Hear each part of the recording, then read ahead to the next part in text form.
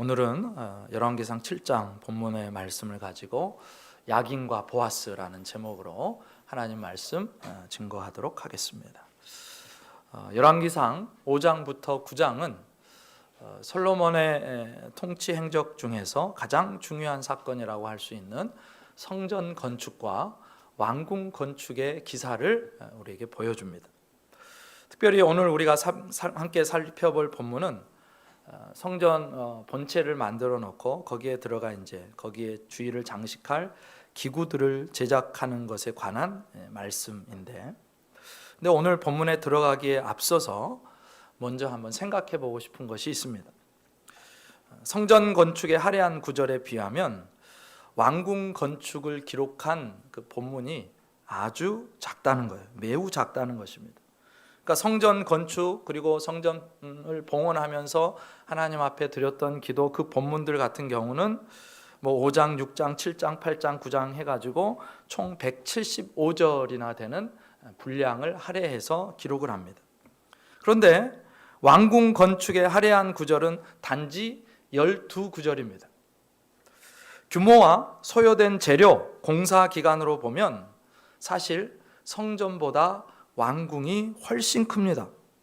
공사 기간도 보면 성전 공사 기간이 7년이고 왕궁 공사 기간이 13년이에요.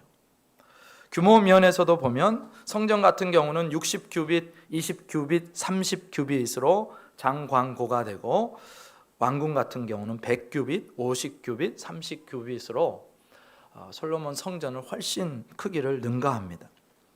그렇게 크니까 들어간 재료는 말할 것도 없이 훨씬 많았을 겁니다. 그런데 열왕기상 기자의 관심은 그 큰 왕궁이 아니고, 그 많은 재료가 소요된 왕궁이 아니고, 더 오랜 시간이 걸린 왕궁이 아니고 성전이었다는 거예요. 성전 부분을 무려 14배가 넘을 정도로 많이 기록합니다.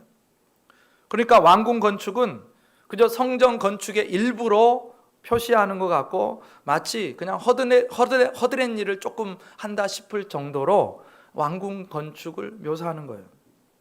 그러니 여기서 중요한 영적인 진리를 발견합니다.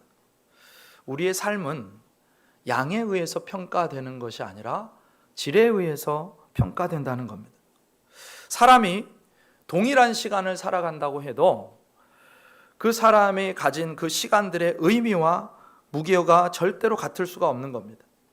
하나님의 뜻대로, 하나님의 영광을 위해서, 하나님의 나라를 위해서 드린 그 시간과 내 마음대로, 내 뜻대로 나 자신만을 위해서 드린 시간이 결코 같은 의미와 같은 가치를 가질 수 없다는 거예요. 우리에게 주어진 생명과 시간에 대한 이해에 있어서도 마찬가지죠. 물론 우리의 삶의 영역은 다양한 것들로 다 채워져 있습니다. 근데 분명한 것은 그런 삶의 질량과 가치가 결코 같지 않다는 거예요. 어떤 삶은 정말 큰 가치가 있고 정말 그 무게감이 있는 데 비해서 어떤 삶은 그냥 훅 불어버리면 날아갈 것 같은 그런 삶을 살 수 있다는 것입니다. 서양 속담에도 그런 속담이 있습니다. 시간은 그 사용 방법에 따라 금이 되기도 하고 납덩이가 되기도 한다. 같은 시간인데 내가 누구를 위해서, 무엇을 위해서, 어떻게 사용했느냐에 따라서 그 가치가 천양지차일 수 있다는 것입니다. 시편 84편 10절에 이렇게 고백합니다. 주의 궁정에서 한 날이 다른 곳에서의 첫날보다 나은즉 악인의 장막에 사는 것보다 내 하나님의 성전 문지기로 있는 것이 좋사오니. 이런 고백을 해요, 시인이. 사람이 사용하는 시간도요, 그 양이 아니라 내용에 따라서 경중이 가늠된다는 말씀입니다. 근데 그것들은 한 사람의 인생을 봐도 마찬가지입니다. 여러분, 우리 인생에 결정적인 그 전환점들이 있습니다. 터닝 포인트가 있어요. 한 사람이 같은 시간을 보낼지라도 5년이면 5년, 3년을 떼어놓고 봐도 그 터닝 포인트가 있기 전의 삶과 있은 후의 삶은 전혀 다른 가치와 삶의 무게를 갖게 됩니다. 아브라함이요 175년을 살았습니다. 근데 그가 하나님의 부르심을 받기 전에 갈대아 우르에 살았는데 그 아버지가 우상 장사였어요. 그렇게 살았던 그 삶과 부름받은 이후에 하나님의 말씀에 순종하며 그 길을 걸어갔던 삶, 그리고 믿음의 조상으로서 한 발자국 한 발자국 우리에게 본을 보여주었던 삶을 보면 그 가치와 의미는 너무너무 다른 것입니다. 베드로가 주님의 부름을 받기 전에 갈릴리 호수에서 물고기 잡던 그때와 주님의 부름을 받고 나서 예수님을 쫓아다니며 3년 동안 그 공생애 동안 훈련받았던 또 그때와 또 예수님이 승천하시고 나서 성령을 받고 그때 순교하기까지 하나님 앞에 드렸던 그 인생을 따져보면 그 값어치와 그 무게는 절대적으로 다른 것입니다. 사도 바울이 예수님을 모른 채 성도들을 핍박하던 그 시간과 예수님을 만난 후에 이방의 사도로 선교에 힘썼던 시간은 결코 같을 수가 없는 거예요. 여러분은 여러분의 시간을 지금 어떻게 보내고 계십니까? 하나님의 뜻을 쫓아 건져 올리는 삶을 사는 사람이 있는가 하면 내 뜻대로 내 마음대로 내 시간들을 사용하면서 마치 바람에 날리는 겨와 같이 훅 불어버리면 날아가 버리고 마는, 그냥 불로 태워버리면 타고 없어져 버리고 마는 그런 낭비하는 삶을 사는 사람도 있을 수 있다는 거예요. 내게 허락하신 그 생명과 같은 시간, 피와 같은 시간을 나는 지금 어떻게 사용하고 있는가, 어떤 밀도와 어떤 농도로 우리의 삶을 보내고 있는지를 내 시간을 한번 돌아볼 요량입니다. 하나님께서 보실 때 정말로 밀도 있는 시간, 정말로 가치 있는 시간, 하나님의 뜻대로 살아내는 시간, 그래서 기록할 가치가 있는 시간, 허투루 낭비하지 않는 시간, 그래서 영원으로 건져 올리는 시간을 살아갈 수 있기를 주님의 이름으로 축복합니다. 그래서 필요한 게 뭐냐? 그런 시간을 살아내기 위해서 필요한 게 뭐냐? 기도하는 것이 절대적으로 필요합니다. 여러분, 내 삶을요 밀도 있게 살고 내 삶을 영원으로 건져 올리기 위해서 진짜 필요한 것은 기도하는 것입니다. 기도하지 않고도 우리는 잘 압니다. 많이 들었어요. 매 주일마다 5년, 10년, 20년, 30년, 50년 평생을 하나님의 말씀을 들었어요. 그런데 기도하지 않으면 어떤 일이 생기냐? 그 들었던 말씀을 내 삶 속에서 순종할 힘이 없는 거예요. 그런데 기도하고 하나님 앞에 엎드리기 시작하는 그 순간부터 하나님께서 우리에게 힘을 주십니다. 순종할 수 있는 힘을 주시고 하나님의 뜻대로 살아갈 수 있는 힘을 주시는 거예요. 여러분, 기도해야 마귀의 공격을 알아챌 수 있고 마귀의 공격을 이겨낼 수 있는 겁니다.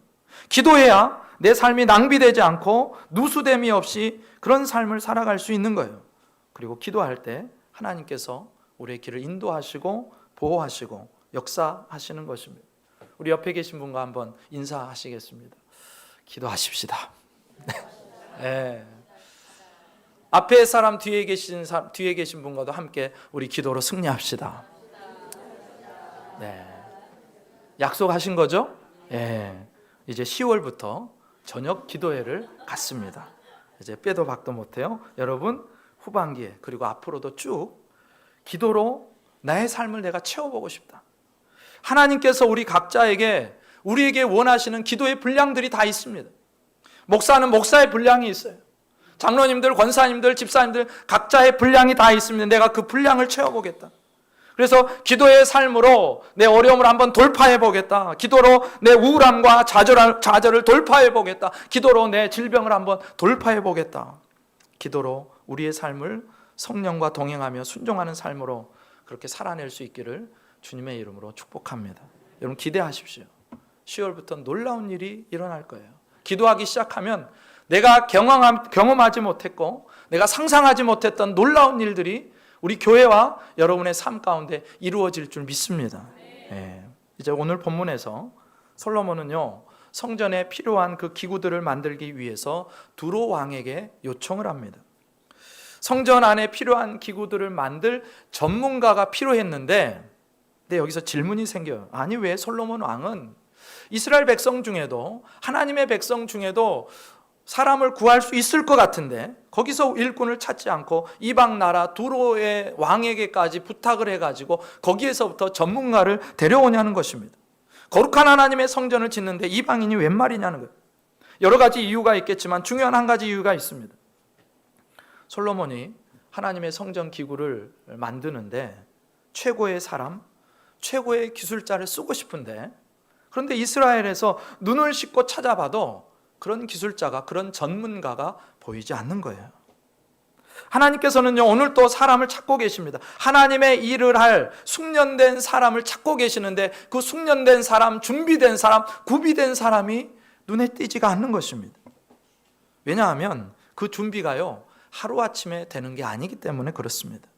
내게 주어진 삶을 하나님 앞에서 밀도 있게 살아낸 사람, 하나님 앞에서 정말 하나님의 뜻대로 몸부림치며 살아낸 사람만이 성장하고 성숙하며 준비되는 거예요. 그래서 성경에서는 그것을 구비되었다라고 말씀합니다. 여러분, 어떤 분야에서 어떤 일을 하든지 상관없습니다.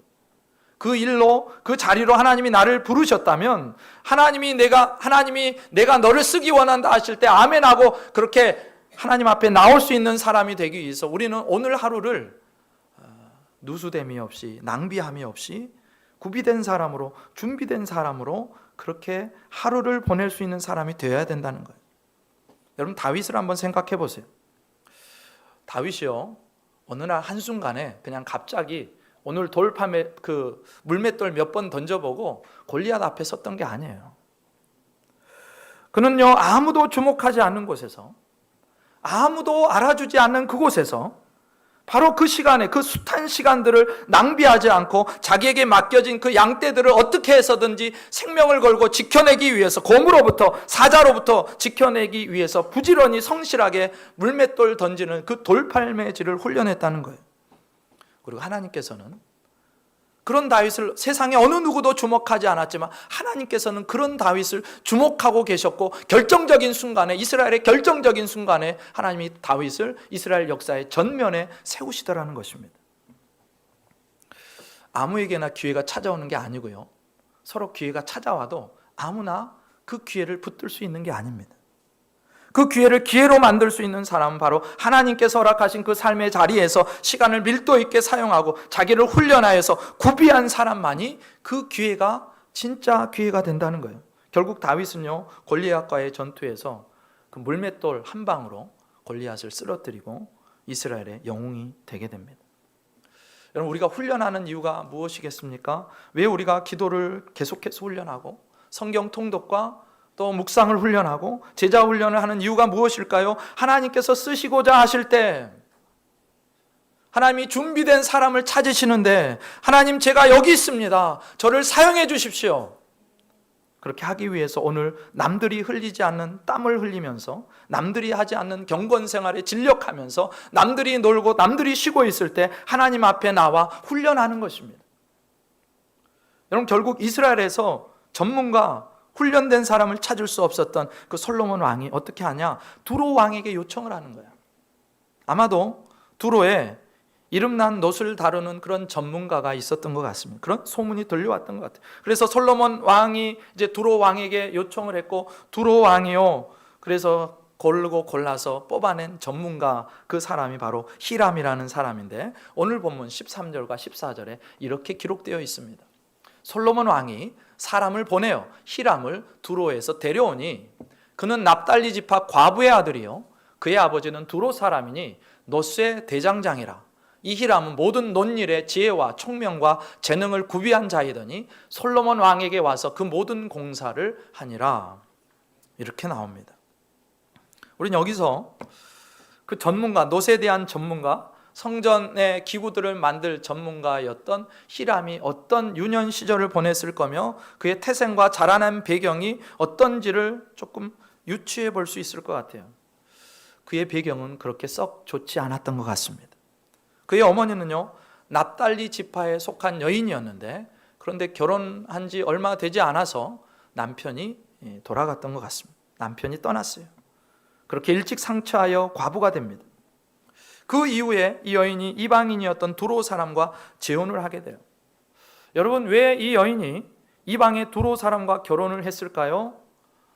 이스라엘 지파 안에서는, 그 납달리 지파 안에서는 이 여인을 아내로 맞아들이는 사람이 없었다는 거예요.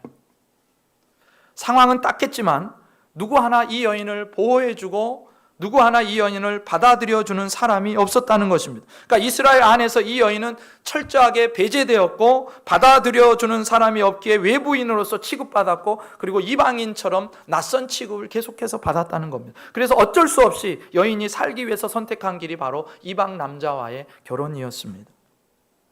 그래서 이제 아들을 낳으니까 그 아들 히람은 호녀라입니다.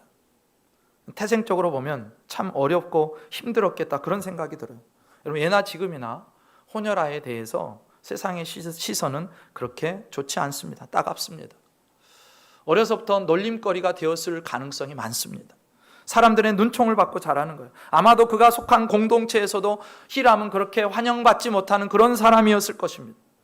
어머니의 인생도 쉽지 않았을 거고 아들의 인생도 쉽지 않았을 거예요. 그 어머니는요, 세상적으로 보면 참으로 기구한 운명이었습니다. 그런데 결혼한 상대가 놋을 다루는 장인이었어요. 전문가였습니다. 결국 그 아버지 밑에서 히람은요, 어린 시절부터 시작해서 계속해서 땀 흘리며 기술을 전수받고 결국 당대 최고의 놋 전문가, 놋을 다루는 전문가, 그리고 지혜자가 되는 겁니다. 출애굽 때 성막을 만들었던 사람들이 있죠. 두 사람, 부살렐과 오홀리압이라는 사람이 있는데 하나님이 그들을 불러서 쓰시는데 마치 히람이 그 부살렐과 오홀리압과 같은 사람처럼 저에게 느껴졌습니다. 결국 내 태생과 내 자라난 배경이요 불리한 여건이었음에도 불구하고 자신에게 주어진 그 시간을 다른 사람들과는 달리 밀도 있게 농도 짙게 보냄으로써 그는 결국 하나님의 일에 쓰임받게 되는 영광을 누리게 되더라는 것입니다. 여러분, 우리가 하나님께서 있게 하신 그 삶의 자리, 삶의 터전에서 땀을 흘리고 또 성실하게 그 시간을 보내어서 구비되어졌을 때 하나님은 언제든지 우리를 부르셔서 하나님의 일에 사용하시는 줄 믿습니다. 하나님께서 원하시는 시간에 그 수많은 사람들 중에서 나를 세우시고 나를 사용하시는 거예요. 그래서 우리는 내 삶의 자리에서 좌절하거나 절망하거나 포기할 시간이 없습니다. 허투루 보내거나 낭비할 시간이 없어요. 오늘 또 내게 주어진 그 시간을 하나님 앞에서 힘있게 성실하게 밀도 있게 살아내야 될 책임이 우리한테 있는 것입니다. 여러분, 하나님의 사람들이 누려야 될 가장 큰 복이 뭐냐? 그 복 중에 하나가 뭐냐? 하나님의 손에 붙들려서 하나님의 일을 위해서 쓰임받는 것. 여러분, 저와 여러분의 인생이 하나님의 손에 붙들려서 하나님의 일에 쓰임받는 것보다 더 큰 복이 없다는 사실을 기억하셔야 되는 겁니다. 내가 가진 능력과 내가 가진 물질과 내가 가진 은사들이 하나님의 손에 귀하게 쓰임받는 그런 사람, 저와 여러분의 평생이 그런 삶이시기를 주님의 이름으로 축복합니다. 여러분, 미켈란젤로라는 이름을 많이 들어보셨을 겁니다. 그 미켈란젤로의 스승 버톨도 지오반이라는 사람이 있는데 이 사람의 이름은 많이 모릅니다. 미켈란젤로가 14살이 되었을 때 그가 지오바니의 문화생이 되기 위해서 찾아갑니다.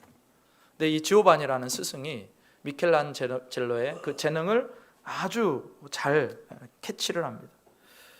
그럼 묻습니다. 너는 위대한 조각가가 되기 위해서 무엇이 필요하다고 생각하느냐? 제가 가지고 있는 재능과 기술을 더 닦아야 한다고 생각합니다.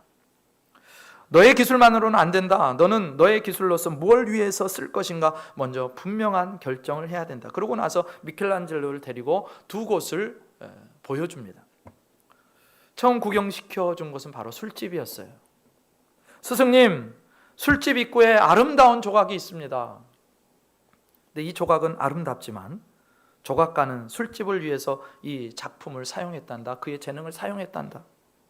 이 스승이 다시 어린 미켈란젤로의 손을 잡고 아주 거대한 성전으로 가서 아름다운 조각상을 보여줍니다. 너는 이 아름다운 천사의 조각상이 마음에 드느냐? 아니면 저 술집 입구에 있었던 그 조각상이 마음에 드느냐?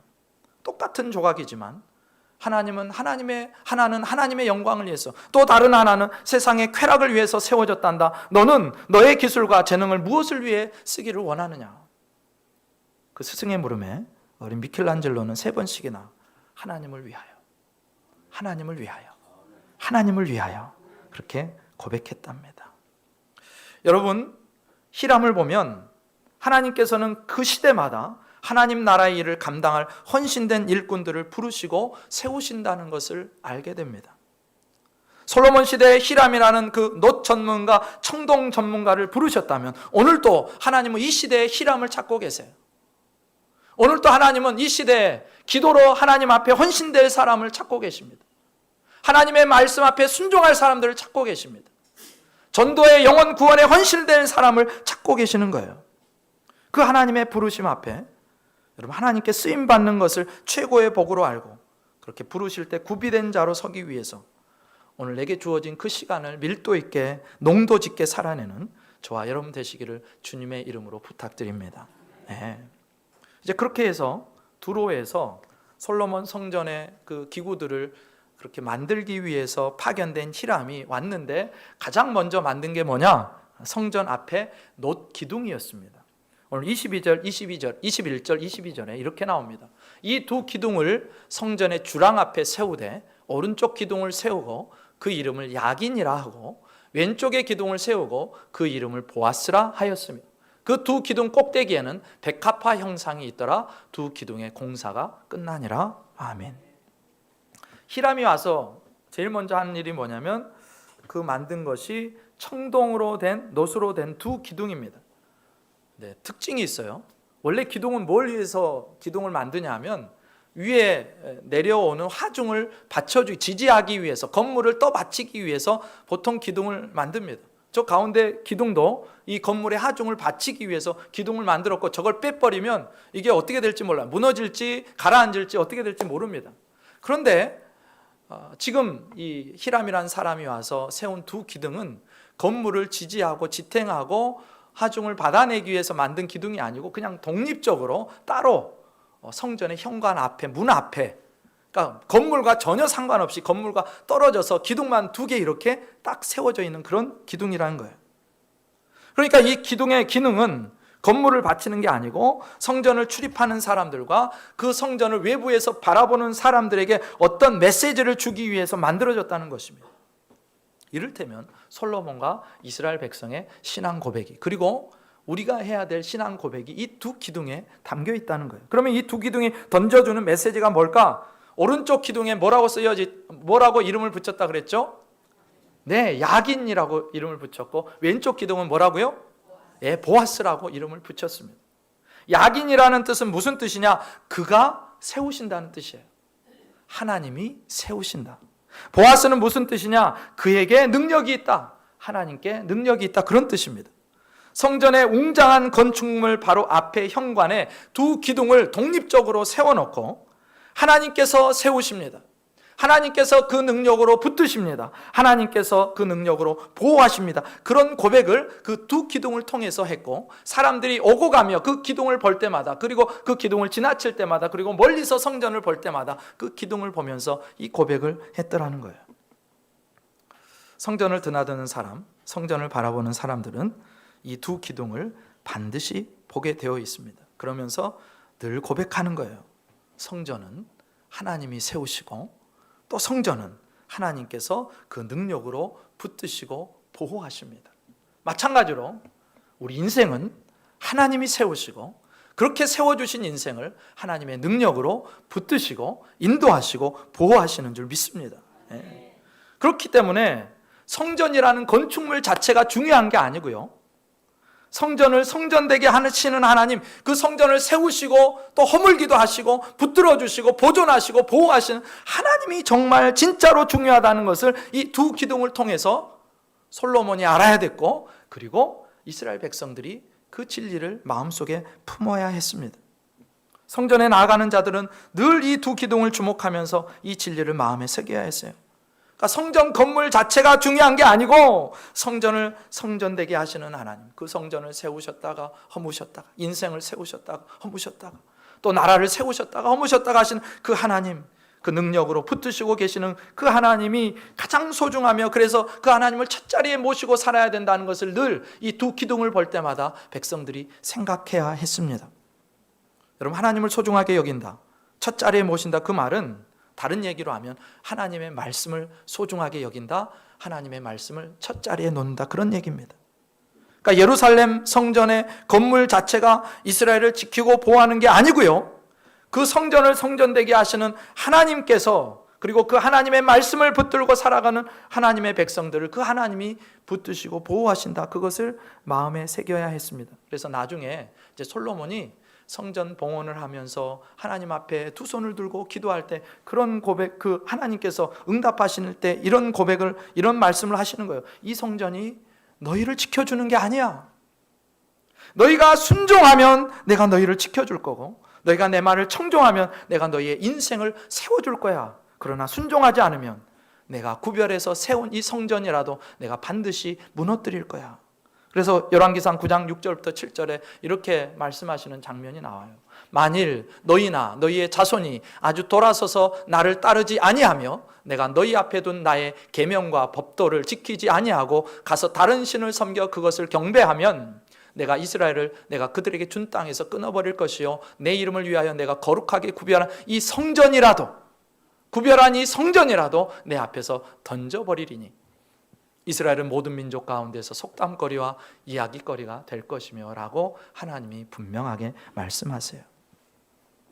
그러니까 성전이, 그 예루살렘 성전이라는 건축물이 유다 백성들, 이스라엘 백성들을 지켜주는 게 아니고 그 성전을 세우시고 그 성전을 붙들고 계시는 하나님께서 그 성전과 예루살렘을 지켜주시고 이스라엘 백성을 지켜주시기 때문에 늘 그들의 마음속에 성전 건물이 아니라 그 건물을 성전되게 하시는 하나님을 바라보고 하나님을 소망하고 하나님을 첫 자리에 모시고 살아야 했습니다. 그런데 이스라엘 백성들은 이 진리를 놓치며 살아요. 이 진리로 오해했던 이스라엘 백성들이 가진 굳건한 신앙이 두 가지가 있었어요. 하나는 다윗 왕조는 무너지지 않는다, 그런 생각이에요. 하나님께서 다윗 왕조를 세우셨고 다윗 왕조와 함께 하시기 때문에 어떤 일이 있어도 다윗 왕조는 무너지지 않을 거다. 그런데 역사 속에서 주전 586년에 완전히 남유다가 멸망으로 끝이 납니다. 또 다른 하나가 뭐냐? 여호와의 성전은 영원할 것이라는 신앙이에요. 예루살렘 성전, 솔로몬의 성전은 여호와께서 거하시는 성전이기 때문에 영원할 것이라는 신앙이었습니다. 그래서 그들은요, 예루살렘 그 솔로몬 성전이 바벨론에 의해서 무너지고 불에 타는 장면을 목격하기 전까지는 결단코 예루살렘 성은 망하지 않을 거고 여기는 안전할 거고 성전은 무너지는 일이 없을 거라고 착각하며 거짓된 그 신앙에 사로잡혀서 살았습니다. 그렇게 잘못된 신앙에 사로잡혀서 야긴과 보아스의 하나님을 보지 못한 이스라엘 백성이 어떻게 하느냐? 성전 건물의 존재만 믿는 거예요. 성전 건물만 의지하는 거예요. 이것만 있으면 우린 괜찮아. 성전이 성전되게 하시는 하나님은 전혀 관심이 없고 하나님 앞에서 어떻게 살아야 되는지는 전혀 관심이 없고 성전만 있으면 되고 성전 앞에 나와서 제사만 드리면 우리는 그것으로 충분히 한 거야 라고 생각했다는 거예요. 진짜 중요한 것이 성전 건물이 아니라 하나님이신데 그 하나님의 말씀은 너무나 가볍게 여기고 어기고 대적하고 거절하고 반역하면서 성전 제사만 잘 드리면 된다고 이들이 생각에 사로잡혀 살았습니다. 그러면서 이제 성전 밖에서는 온갖 나쁜 일을 하는 거예요. 도적질하지요, 사기치지요, 악랄하게 사람을 짓밟지요. 성전에 나와서 제사 한번 드리고 마치 그것으로 다 된 것이냐, 구원받은 양, 그렇게 안전한 양, 그렇게 부패한 삶을 살았습니다. 그래서 예레미야 선지자가 예레미야 7장 8절부터 11절에 이렇게 그들을 책망하는 거예요. 보라, 너희가 무익한 거짓말을 의존하는도다. 너희가 도둑질하며 살인하며 간음하며 거짓 맹세하며 바알에게 분향하며 너희가 알지 못하는 다른 신들을 따르면서 내 이름으로 일컬음을 받는 이 집에 들어와서 내 앞에 서서 말하기를 우리가 구원을 얻었나이다 하느냐. 이는 이 모든 가증한 일을 행하려 함이로다. 내 이름으로 일컬음을 받는 이 집이 너희 눈에는 도둑의 소굴로 보이느냐. 보라, 나 곧 내가 그것을 보았노라. 여호와의 말씀이니라.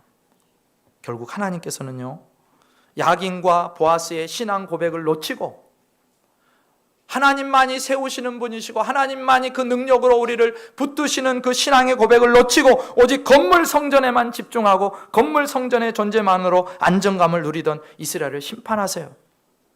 결국 바벨론이 와서요, 예루살렘 성전을 완전히 무너뜨리고 불에 태웁니다. 그리고 성전의 기물들 다 바벨론으로 끌고 가는데 그 중에 그 야긴과 보아스라는 이름이 붙여진 두 녹기둥도 그렇게 끌려가는 것을 열왕기하 25장에서 이렇게 보여줍니다. 갈대아 사람이 또 여호와의 성전의 두 녹기둥과 받침들과 여호와의 성전의 두 놋바다를 깨뜨려 그 놋을 바벨론으로 가져가고 이렇게 나와요. 그렇게 성전이 무너지고 기구들이 다 옮겨졌습니다. 망한 것 같은데 그러나 절망할 일은 아닙니다. 건물 성전이 무너진 것이지 하나님이 무너진 것이 아니기 때문에 그래요. 하나님은 그래도 여전히 하나님이셨습니다. 하나님은 야긴의 하나님이시고 보아스의 하나님이십니다. 하나님은요, 세우고자 하실 때 세우실 수 있는 하나님이시고 당신의 능력으로 그 세우신 것을 붙드실 수 있는 하나님이시라는 거예요.